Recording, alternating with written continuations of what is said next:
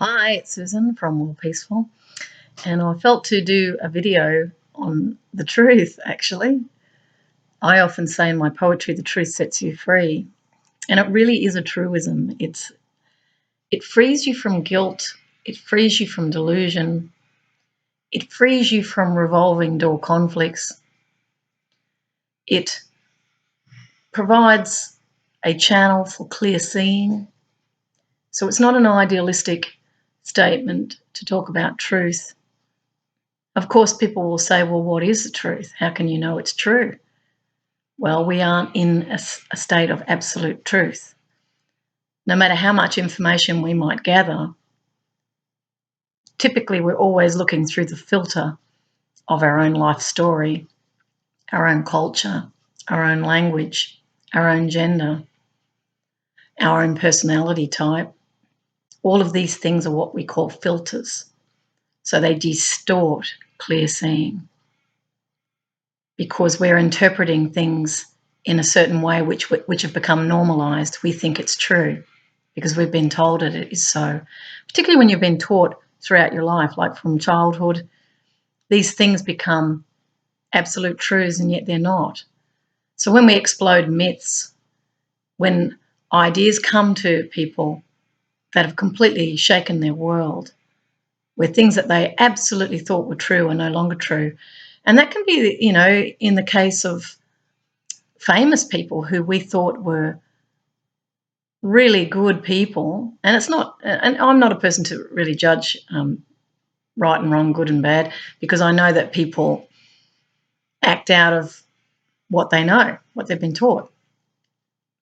If we were to place them in a situation where they were only surrounded by really good role modelling, they probably wouldn't go down the track of deception and sexual misconduct or, whatever it is that has them fall from grace.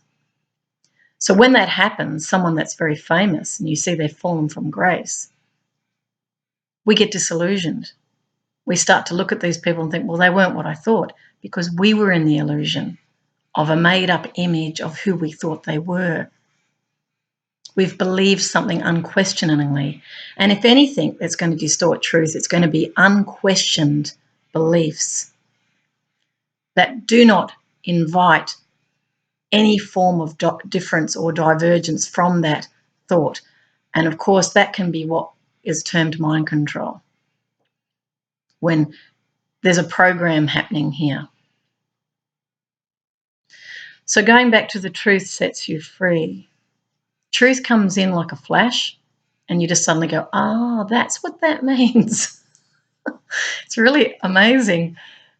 I've been always a person who sought out the truth. I've not always thought that I've known it, even though I've tried my best to strive for truth. I realise that there's filters for me as well. So I can never, ever attain an ultimate truth. When you pass over into the next life, and some might say, well, there is no next life. Well, you don't know that. Maybe in your experience right now, it appears that way. But who knows, when you pass through, some people see it as a portal. Some people see it as a doorway, gates open, could be tunnel. The people I talked to who had near death went down tunnels. So what I'm saying here is there's a great wisdom in I know that I don't know. That is the truth that sets you free. I know that I don't know is the beginning of wisdom, I've often written. It's not an idealistic statement, it's actually true. Now, how is it a wise thing to know you don't know? Because when we think we know, we don't make any room for other ideas. We believe so strongly in what we're saying and doing that there's no space to entertain other ideas, and that makes one narrow-minded, makes one rigid, because they don't want to step out of that channel. Because when they feel right, they feel in control, and when they feel in control, they feel that sense of power. I just had a chat with someone today who we were talking about power and her need for control. And I've known others in my own life that are very strongly into control. And as she said very wisely, she said it comes all from fear. I said, that's true. Actually, it does. Because when you want to control things, you're frightened of losing control. And we sort of discussed where to focus. The focus would be on the fear of the loss of control, not on maintaining the control. If you're unconscious in your control, and what control is technically we say it's when A seeks power over B. One way or another, we're going to force them to do something we want. And we see that etched in ways and means of getting money. Could be fines, could be lots of things. We build in a threat there so that the person will pay. But yet if we step back from that and we say, why do we need the control? Why do we need the money? What is it that we're fearful of losing? What is it that we think we need? And of course, greed comes up with this. Why do we need more? What is it we're servicing here? Now, from a technical economics point of view, it could be debt. The fear of going into debt, the fear of losing control. And I believe that actually is the mainstay of how we create, if you like, social ordering. We put as a foundation control. Certainly patriarchal control, the father of the family who has asserted dominance over the family as a historical configuring of family has come from a root of patriarchy, which is male control. Our whole world has been, certainly the material world that we're living in today, has been constructed from that patriarchal, hierarchical control, where men have been freed to, well, I don't know if it's freed, but let's just say they have been the workers. They've been the ones to bring home the money. The women were typically taught, and instinctively so too, to raise children. So they lived in two different worlds. And of course, women have exercised control over children. When you discipline, some will say, well, that's a responsible parent. And I'm not necessarily disagreeing with the idea of a continuous, I'm going to just change the words here because discipline has a bit of a harshness to it. You will do as I say, which is power, A over B. When one puts power A over B or over someone, that person feels disempowered. So the birth of powerlessness arises from that. What I'm really seeking to articulate is role modelling for children or for society, the behaviours that you want to see occur. And I'm not saying that they have to be in your image. I'm saying behaviours like respect. These are attitudes or values of respect. Not unconditional respect, but respect that typically is generated by giving of respect. So if you respect yourself, you will be respected. It's not about you, I demand you respect me because of my status, my position, because of what I believe I am.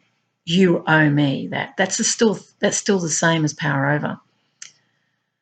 To earn respect is to, in my view, is to thine own self be true. So for me, it would be in the realm of dignity. I won't lower my own internal standards to please someone. I won't lose that sense of self-love because someone puts me down. I will stay true to myself. And I'll start to look more deeply at the other as to what's driving that behaviour. And I have learnt this over my life, to really examine the behaviours of others, because I've had to figure out why they were behaving in the ways they behaved. Control, of course, comes from great fear, but the fear is largely unquestioned. Until you question the fear, you will continue in behaviours that don't stop. That's why we get in bullying the repeated negative behaviour, It's because that pattern hasn't been interrupted. We also have it institutionalized in hierarchy, that they have power over you, and those who don't know how to use power in balance as a tool may well go beyond the boundary of what that, if you like, institutionalized power has given them. So in other words, it can evolve into totalitarian edicts that you will do as you're told, and I don't want to, it's disrespect for you to argue back. In a democratic framework, which is outside of typically workplaces are hierarchical, they're not democratic spaces. You would have to have a part share ownership in this type of paradigm in order to have a say that's more equal, and that's not being allowed. So in the property ownership area, there is embedded within that this idea that leadership is power over. Yet in community, it's power with. In conflict resolution, it's power with others. You could argue that this is the feminine principle in its real form. There are also females who are involved in power over, controlling their children because they're fearful of them getting hurt, they're fearful of them being sick, they're fearful of the world. So that fear becomes the control, and that is precisely what leads us to totalitarian paradigms, is fear unquestioned. We're terrified of losing material security, property rights, because our power has been enshrined within ownership. These are all economic principles. So when change happens, and the transitional change I see is far deeper than the disruptive narratives that I've heard. It's far deeper. Because there's an awakening happening in the world where people are getting more aware of how these things are happening. They're awakening from the dream of the world that they thought was normal. And that's really what's happening. And it's happening everywhere. And it's not, to some degree, I'm saying it's an education thing, and it is. There is more and more people being educated, but it's also a little bit more similar to the 100 monkey idea, where one monkey creates a tool and then another monkey just somewhere else creates the same tool. And then suddenly 100 monkeys are creating the same tool. Now, this idea is that we're all connected. This is the real interconnectivity. We're actually all connected. So there isn't just the one person who's a troublemaker who's catalysing new ideas. In actual fact, the whole is creating the new ideas. Carl Jung talked about the universal unconscious. Carl Jung was a Swiss psychoanalyst. I actually went to Bollingen in Zurich. I went to his place and I walked around. He had carved all this mythology into the walls. It was a fascinating place. His house was a castle. And in fact, the centre of the house was a tower. What did he call it? Not the Jungian tower, something tower. I can't quite remember what it was.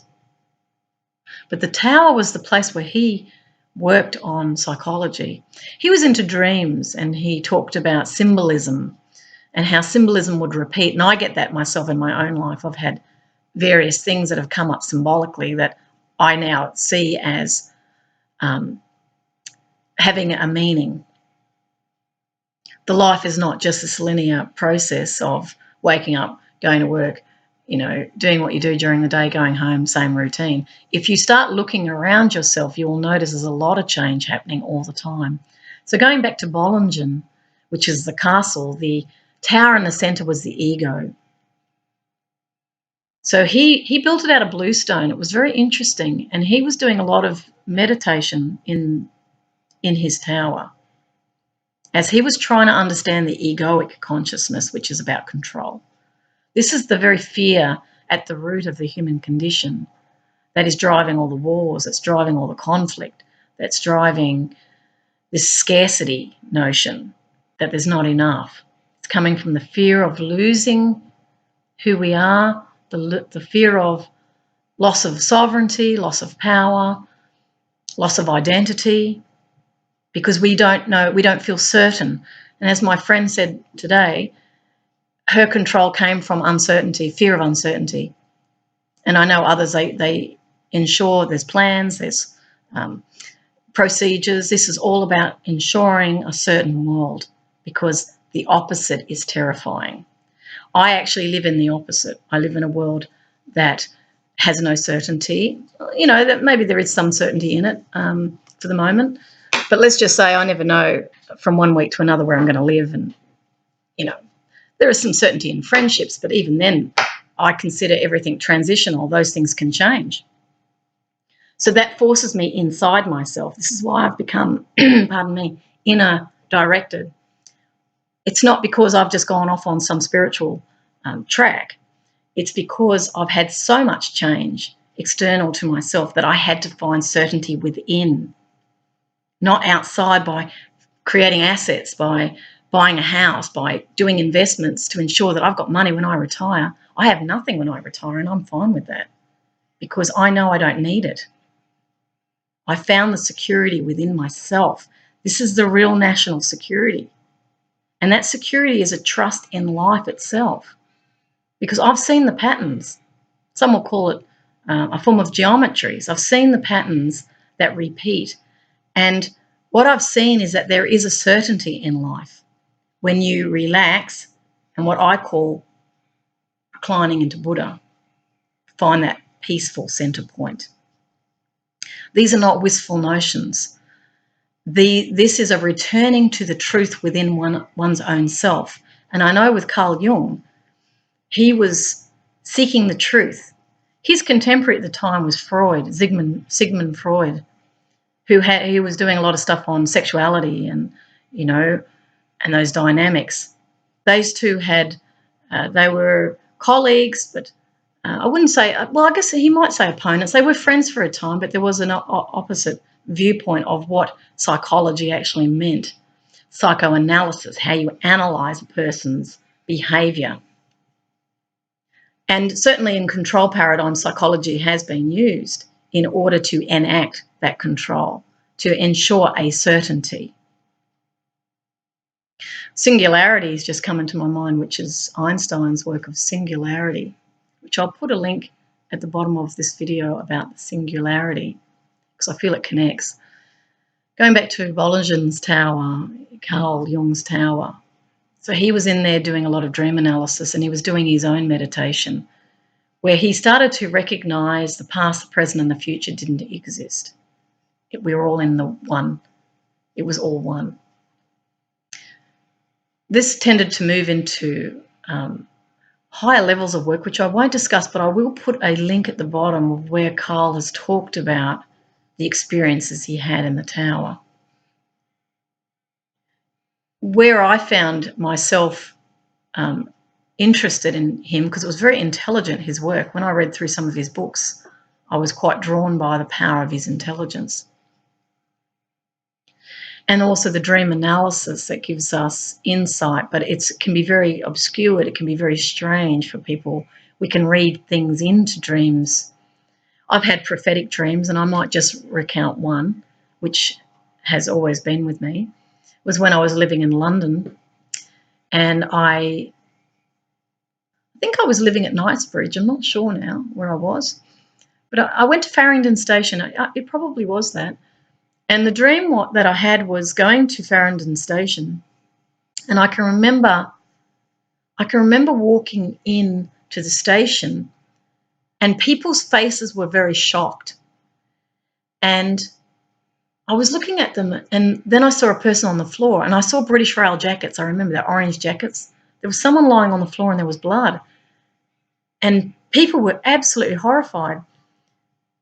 So I saw that, and then I walked on, and it was really weird. It was like a supermarket aisle. I'll never forget that. And then there was a guy that was very stocky with a white shirt, curly, dark hair, I kind of looked at him. He was a stocky build, and the weirdest things in dreams, I see pepper and salt shaker, and I remember I touched those in the dream. Somehow I saw him. Now, I don't know whether he was the one who had done this act I don't know. All I know is that I woke up, and at that time when I was in London, I was doing a lot of recording of my dreams, I was also looking, I'm just doing a slight allude here, I was also looking at buildings and I was looking at what they meant. You know, these big churches, the grandeur, you know, the power of God is huge, you know, and I was thinking, well, what about it if it's within you? Does it need to be so grandiose? The grandioseness is the love aspect anyway. Maybe that's the greatness that's being portrayed through architecture. So at that time in my life, I was doing a lot of questioning. I wrote a lot of diaries. I was going very much into questioning the paradigm. Not even intentionally. It was part of an awakening for me that I didn't know I was going through. I was just writing everything down because I was going through so much change. Because living in London was a big shift in my life. And I was, you know, witnessing psychologies that I found interesting. So going back to that dream in Farringdon Station, a week later I went to the station and I saw someone had been stabbed in real life on the floor, and I saw the British Rail jackets, and then I saw all the people looking impassive. And then I thought, I remembered the dream immediately when I saw all that, and I just went, that's interesting. That dream was prophetic. The only difference in respect of it really was in the dream they were feeling all these emotions. Now, I believe they were feeling all those emotions but weren't showing it. And this is the world we're in that conceals the truth of how they're feeling. Or they box it. They put it in a box and they shove it to the side because they don't want to go there. It's too painful. The truth that sets you free is really about opening that box and looking at those very things that you've shoved down. Suppression is what we'd call it. You've suppressed the things you don't want to face because you're in fear of it. Your fear of your emotions, being overwhelmed, having to face things that hurt. What I'm doing in my life is I'm facing everything, facing all my fear, because fear holds me back. It also conceals the truth from me, and I want to live in the truth. So going back to Bollingen, Carl Jung, the reason he awakened in my life was I happened to be at I think it was an underground, probably Piccadilly's, probably on the Piccadilly line somewhere, but I was at a YouTube, isn't that funny? How that goes into the consciousness. No, the Tube, the underground railway station in London. It's called the Tube. Maybe YouTube came from that. I don't know. Who knows? Anyway, I saw a big poster on the wall that said, if you're noticing this, you need to go to a psychology course. You know, philosophy course it was, I think. It was philosophy. That's right, it was. I went, I'm noticing that. Maybe I'll go. And that's how I'm also seeing signs in the environment, so meaning or symbols showing up. So I did. I actually went to that course, and I remember them talking about Western philosophy at the time. And my intuitive feeling was no. They were also talking about political correctness. It was very funny. I didn't even know what that meant at the time. And I remember standing up and going, well, when you say man, I'm a woman. I don't see a woman. I see a man. This is, of course, patriarchy. And then some guy, he got up and he goes, oh, that's political correctness. And I'm thinking, what the hell's that?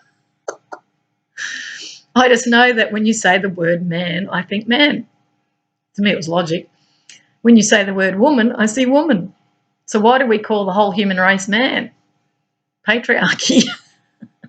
That's what that is. That's the unconscious, normalized power construct. That's what I realised. And look, I didn't stay long at that course. I sort of sat around for a while and I was listening to a lot of, not that I have anything, you know, I don't have any resistance to Aristotle and Plato and all those. I'm all for Greek philosophy. I've often written about them in my own poetry. But I felt that I wasn't resonating with I think, therefore I know. I think, therefore I am. There's no mistake in what I just said firstly. Let's back up. I think, therefore I know. That is Western intelligentsia. I think, therefore I know. In the philosophers, they took it further and said, I think, therefore I am. So that sense of the I, if you like, was anchored in thought. Many, many years later, when I wrote lots of poetry. I wrote 1,500 poems because I was solving problems through poetry. I went inward, not outward. What I wrote in one of my poems was, I think, I feel, therefore I'm not. I feel, therefore I'm not. The feeling sense took away the ego. I'll go deeper into that. Just let me sit with it.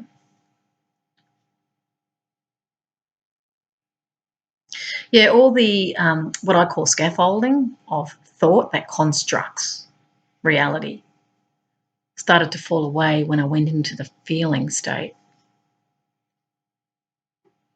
I started to feel the essential oneness with myself and others. So when you feel compassion, this is no spiritual speak. When you feel compassion, you see someone crying, you naturally go to them and you feel. That is the sense of unity bringing you to the other party because you're seeing yourself in them. I often talk about this in my videos, seeing myself in others. This is the joining. When you disconnect, and I know I've talked a lot about technology as well, and I'm not trying to poo-hoo the high tech or anyone. I'm just saying what I feel is true for me from my experience. Having been working on technology all my life, I saw it as a disconnect. It's also a tool. I've written a lot through using keyboards. I've been able to facilitate communication, make shakes, clean floors, vacuums. I'm thinking of technologies here, drive cars, climb into planes. This is technology. The technology that we have augmented human life with. So these are not new words with the IT sector. Augment has been, ever since time immemorial, we've been looking for tools. But there has to be a balance, and I often talk about balance now. When I talk about peace, peace is actually not about just making peace because everyone feels happy. It is actually about feeling the peace even in the midst of a conflict. I'm still working on that. But when you are at peace, you're no longer feeling there's a threat. You've de-escalated the fear about that other because you're starting to see them. They're driven by fears. There is no enemy in this world that I live in. For those who have observed my videos might think that there is a countervailing view, and they're right, there is a countervailing view, but there is no enemy. I also accept what is. But what I'm offering here in respect of speaking from my own truth, which may set you free as well, is these objects, and I'll put it in that language, they tend to get in between us. Even Skyping, we could assume this is a Skype call. This is not the same as you sitting in front of me and us talking. For those who are surveilling, it's not the same as actually sitting down as equals and actually having a chat about it. But control will quietly go about gathering in order to exert a control over things. And what I'm learning in my life, because I've had so much change and I'm very good at, there's a lot of talk about transitional change and major disruption. I've had it all my life. I've lived in disruption all my life. I know it well. I'm not afraid of change. It doesn't scare me. Even the idea of hunger, I've had times when I've really had no money and I've had to buy the cheapest food. I then developed an appreciation of food availability.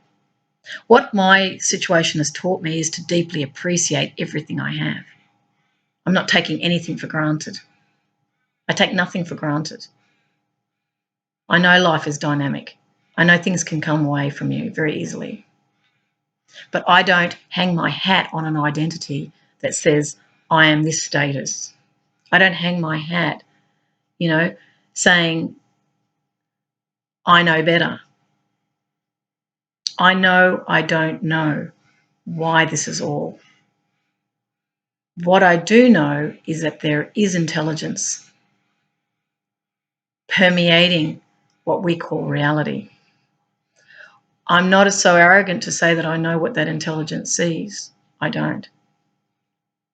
The only time I would say that I understand that intelligence is when I love others, when I was a world peace clown, when I went and clowned in the communities around the world, and I looked into the eyes of others and saw myself.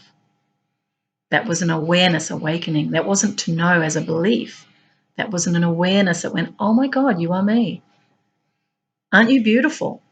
And what that meant was the human nature is so beautiful. If I was plugged in and looking down because I'm anxious to see into the eyes of the other, I'm anxious that they won't smile if I smile. I used to feel that when I was very young. I used to get, a bit sad if someone didn't smile back. Today I don't care. I'm really good like that. I can smile at anyone and I'm fine. And there's no judgment around it. Because I'm giving love now. I'm already fulfilled. I don't need them. I don't need their approval of me. So I have lived in that natural world of who we really are, and I have experienced the sense of real community where we're all friends. There's no fight, there's no fear. I'm not in a war with anyone. In our world, we're still fighting wars because we're trying to energize. We're trying to have power over. We're trying to create that control. We're trying to maintain our status, trying to maintain things in a certain order because we are frightened to be outside of that order. We don't know how to control outside of that order. But when you fight nature, when you control and suppress what's natural, you'll never win. It isn't possible. This nature is also extending way beyond the Earth.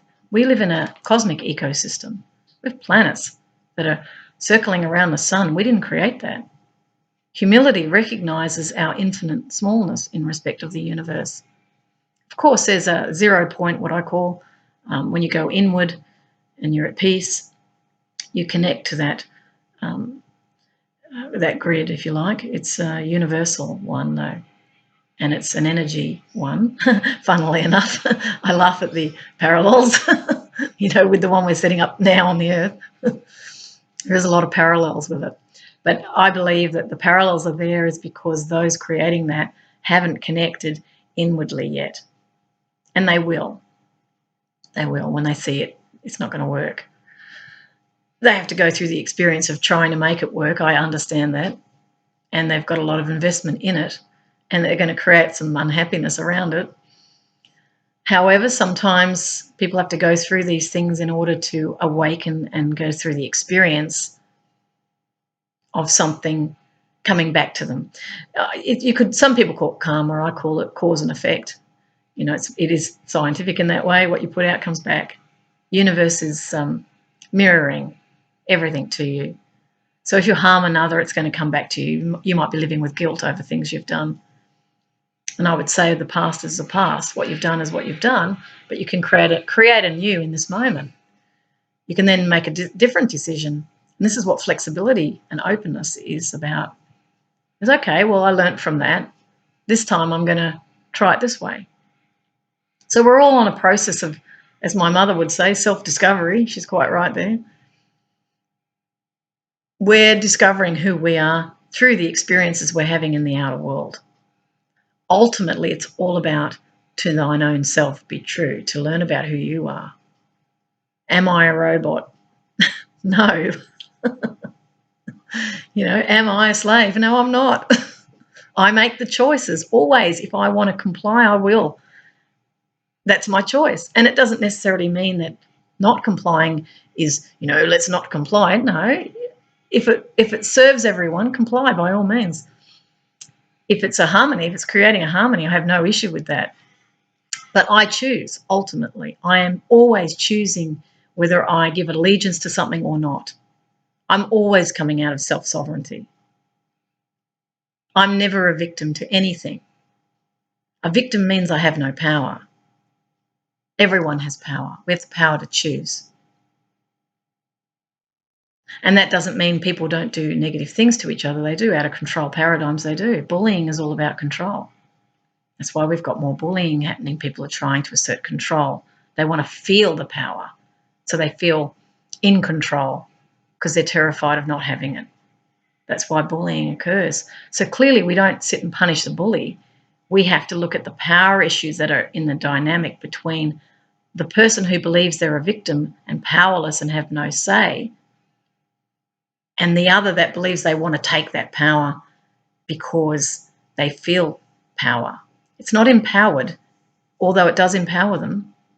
I'm talking true empowerment. True empowerment is power within. Power within comes from the positive virtues such as love, truth, joy, compassion, empathy. Empathy is not just a word that you chuck into something and go, see, there's an empathize. See, we care. When you're detached and you're seeing the world as objects, this is where the powerlessness develops. This is where the bullying continues. We can dress it up in any sort of language, but ultimately when you see the world as an object because you're using technology, for instance, or you are disconnecting from your feeling state, which sees the world as objects, pictures going past you. You're not relating. You're not actually feeling because you've shut down the heart. When you shut down the mind, you shut down the heart. So when you're a rigid thinker and you think you're right all the time and everyone else there just a bunch of this or that, when you start to create adversarial anything, it means that the heart's been shut down because the mind is closed. When the mind's closed, it thinks it's right. When you think you're right, you stave off all other possibilities. The infinite possibilities comes from the opening to the possibility I could be wrong. That is wisdom.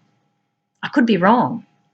I love it. I say it all the time. I could be wrong. Maybe I'm wrong. Maybe this is good. Maybe I'm not right. Good. Let's sit with that. Does that sit with me? I go into my feeling state to get the navigation. So feeling is not some wussy over emotional thing. It is a navigator. The emotional scale is the navigator that helps you to make choices on the basis of who you are, not on the basis of what you think. There's a big difference. The feeling state goes beyond words and it's innate. It's in the DNA. It isn't actually a program, although let me see, DNA, the blueprint of the DNA is what creates the human with its various talents. And we're also in a shell in the sense that the human condition only senses so far. You look at a dog and how it smells. We don't have that sense of smell. You look at a plant and what it's sensing in its environment, how it's relating in respect of pollen, in respect of water, so photosynthesis. That's a whole different world that plant lives in that we humans have no clue about. We can study it through biology and try and get a handle on it, but we're probably, the word 20% came to me, right? There's a lot more to it. We're living in a massively interconnected system that is not one industry. It's not just about government. It's not about economic growth in the system we live in. These are the real systems. These are not systems theory. This is biological systems homeostasis, which is balance. That's what that means. That's a biological term, homeostasis. The whole planet is within blueprint of harmonic balance. There's probably a humming at a deep level of a tone is what I'm sensing. That's stable. Nature follows its rhythm all the time and it's very peaceful. You might go out into nature and you suddenly feel this peace. You're not going to feel that moving into a building. You might feel a peace when you go into your work and you get really into it. We do it on the net. That's why people are so addicted to the net, because they go into the zone. They can forget their troubles. That's why the addiction is there. They're addicted to feeling, I feel safe.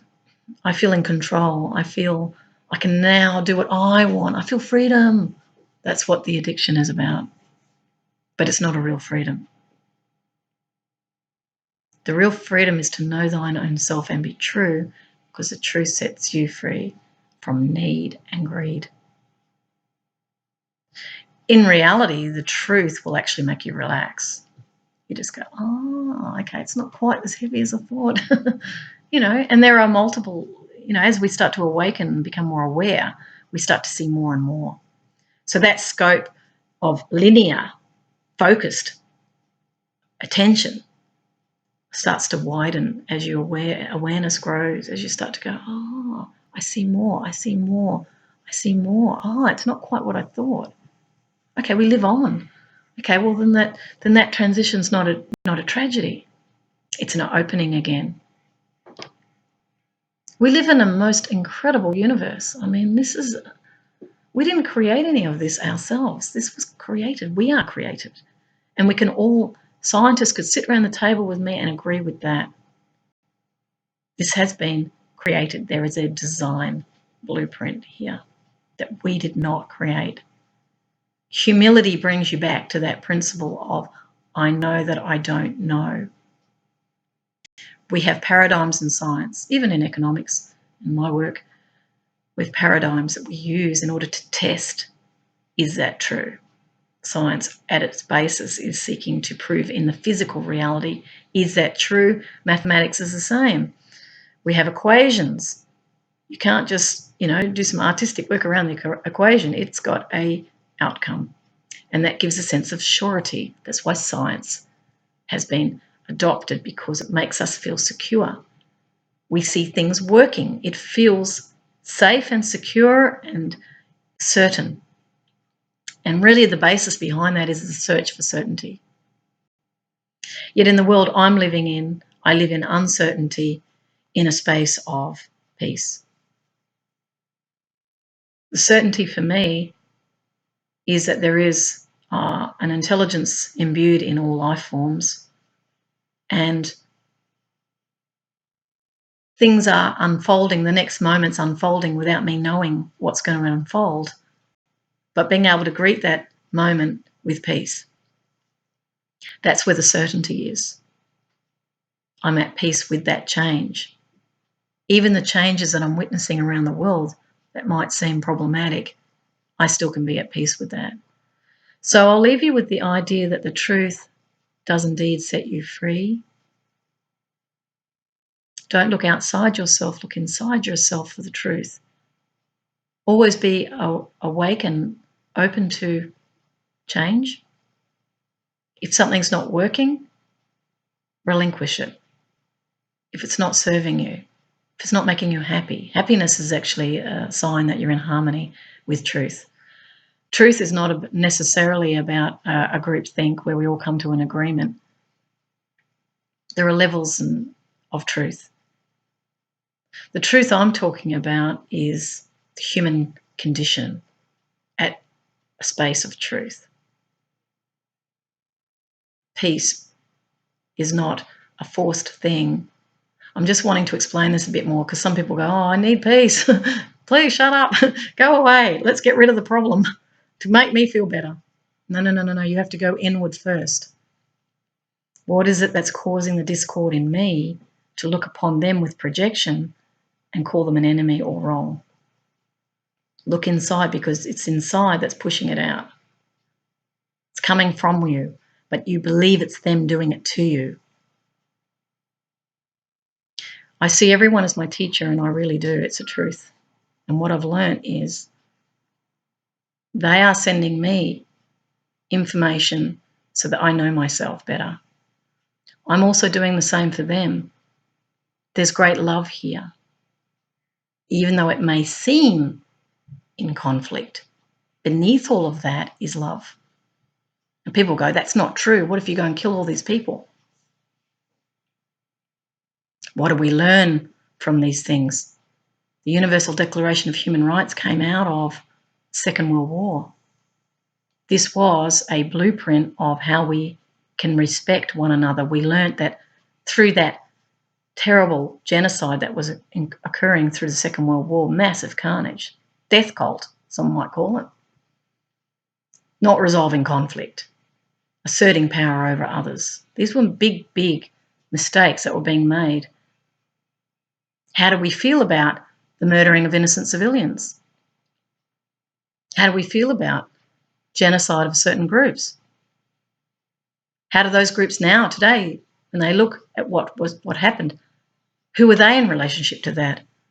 Are they honouring and respecting non-discrimination? These are big questions that don't get asked because we're in denial. We don't want to face where we might be that perpetrator. And it continues on until we actually come to a point of truth. And we go, you know what? I can be like that too. So how can I judge them? If I'm really honest, I've seen that in me. Because we're all one. Remember Carl Jung, collective unconscious. Everything we see in the world is an aspect of ourselves. That's what I mean by that. When you get really honest, you can't actually condemn anyone. Because if I was in their shoes, I'd be doing the same thing. If I was in the tech area, I'd be doing the same thing. Thinking that's all that matters, is let's make the money. Let's go for that, because that's what I've been taught. In my innocence, I go along that trajectory because I'm here to learn something. I've been a peace clown. Until you've walked in my shoes, you can't know the beauty of what I've actually seen. You can't know how I've felt the interconnectedness with everyone as one. This is not a theoretical or some wistful notion. This is an experience. Experience informs my awareness. That's why I'm living in a physical life. You know, for those who keep living out in the spiritual world, and this is for the other groups out there who are going, oh, well, it's all good, it's all good. It's not grounded. Go and live your life. Go and challenge you. Have your debates. Go there. Knowing that we're all on journeys. Yes, of course we are. But can you look at that other who you see as wrong? Can you look at that other and see aspects of yourself? Can you forgive what you believe has wronged you? What did you learn from the experience? If you can just step back, and this is where non-attachment, not detachment, but non-attachment, you're not attaching to the baggage when you look at that person. You're stepping back and you're going, okay, they're doing the best they can given what they see. They're not ready. They're not willing at this point, and I can't force them. Everyone has to come at things through their own free volition. This is what the real freedom is. And there may be silent things that are going on in order to arrange things in certain ways so that there's more control. But that's an illusion. You cannot control nature. Always, nature's like water. It'll find its way around. It's like the geometry. It's a good way of describing that would be the water crystals. Remember Emoto? I'd recommend people go and have a look at Dr. Emoto, E-M-O-T-O. It's a Japanese guy. Summit coming up, I note, in Japan. So maybe for this leaders summit in Japan, Emoto is connected with that. Now, what he did was he froze water and he put in vials. So if you can imagine all these vials, he put labels on it. One was love, I love you. Another one was I hate you. Another one is, compassion, joy, anger. So when they looked at the water before it was frozen, they directed their thoughts at the water. And they go, hatred. Let's think of something they hate. And they looked at the water. Now, when he froze those vials, he saw patterns in the ice, in the, what would you call it? It was sort of like a geometric pattern in the water. So where there was love, they were perfect symmetrical snowflakes. You could look at a snowflake would be a good way of describing it. Snowflake. Where it was hatred, it was all over the place. It was unbalanced. And this is what I'm trying to communicate to people. It's balance that's key here. It's not control or order out of chaos. It's none of that. It's balance. So those other vials had all different symmetrical patterns that were out of balance. You could see they were all over the place. Spider webs, for example, you give caffeine to a spider. The spider web doesn't do its beautiful web. I drink a lot of coffee. Maybe there's a message for me in that. That's my addiction. Anyway, the water, drinking pure water from your tank, not chlorinated water. Chlorinated water is not good for us. Chronic fatigue, I think, and RSI comes from that too, I think. So I used to get RSI. I had a strain injury in my arms. So going back to that thought there for Japan, for the leaders meeting, is can you look at each other with love? Unconditional love. Now you've been, oh, that's a woman thing. No, it's not. It's a human thing. That's what creates unity at these meetings. Can you love that other who's sitting across the table? Could be the Chinese, leader. Maybe he's looking at the American one, Japanese. We've got German, French, all the Western industrial powers all sitting there. The Asian people sitting there. Can you look beyond how we look and look at the other with unconditional love? Can you do that? That's what will create balance in the world. That's what will create peace in the world, in actual fact, is when those leaders find the self-mastery to know thyself and be true and recognise that the other is playing out of what they know. Instead of saying, you should be thinking like me.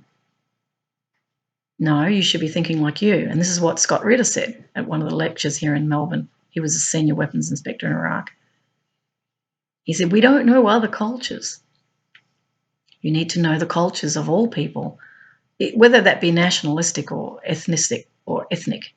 It could be gender. It could be a culture peacemaker. It could be a military person. Can we look at each other with unconditional love? And what I can certainly say is I can.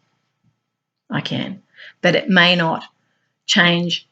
I might say to you what I think is true, and then you have to decide what you want to do with that. If it resonates, go for it. If it doesn't resonate, or you feel fear coming up, then deal with the fear. But somehow we have to all learn how to live with one another in a state of peace. The control paradigm is actually finishing. That's my feeling. And I think things are going to come to the surface around the world. That's why a lot of whistleblowers are being seen. That's why things are becoming visible, because the silent wars that have been going on, driving the conflicts, keeping everyone apart, keeping people on treadmills, that's coming to a conclusion because it doesn't work. It's out of balance with the natural system, which is the real systems. It's not a theory. The real biological systems are far more powerful than the human-made systems. And if we cannot work in balance with that, it means we're not able to change or adapt. That adaptation, sustainability, is not about using less power. Sustainability is where need equals want. We're in balance. We're not being influenced by marketing to want more because I'm not enough. The emptiness we feel inside is not enoughness. It's not true. You are enough. Everyone is. But the whole system is being built on the belief that there's scarcity, that it's not enough, keeping us hungry for more. Yet the real invitation in this world is to be who you are, to thine own self be true, and that truth sets you free. So I'll leave it there. Take care. May your happy destiny be unavoidable. Bye.